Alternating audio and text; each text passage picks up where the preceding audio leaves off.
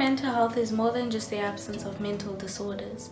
It's also being in a space where I can realize my own abilities, where I can handle the day-to-day stresses of life while still being able to work productively. I also think that your physical health is a reflection of your state of mind. So just like your body has a certain level of resistance to diseases, your mind also has a certain level of resilience to negative experiences. So it's all about how you manage your thoughts. To be honest, yes, I have been, and to cope with it, I engage in activities that brighten my mood, including exercising. When COVID hit and being isolated and being quarantined or whatever, so I threw myself into volunteer stuff, and that was awesome, and that really saved me. To be honest, it was difficult, but what helped me was speaking out. I sought help to the Wellbeing Service at Middlesex, and they really did help me through this phase. So basically what really helped me was just a conversation and talking to someone who I could rely on.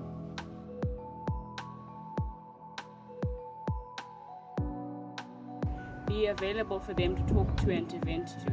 Even if it's just a message or a phone call, it doesn't have to be a long phone call, just to check up on them. I think that will really do them good. To let that person know that they are not alone in this. Really telling them that it's okay for them to not be okay.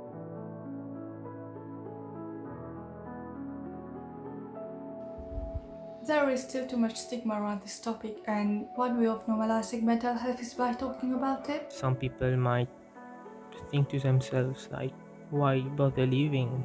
And I think it's our job, like this is why we need to talk about mental health. Talking about it is one of the bravest thing you can do, because you're acknowledging that it's happening.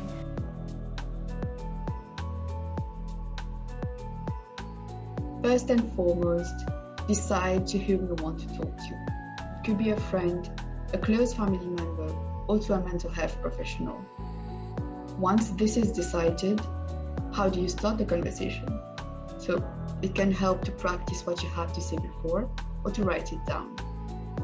Once you know what you have to say, in some cases, you can let them know beforehand that you want to talk for something important, and this can help them prepare for it mentally.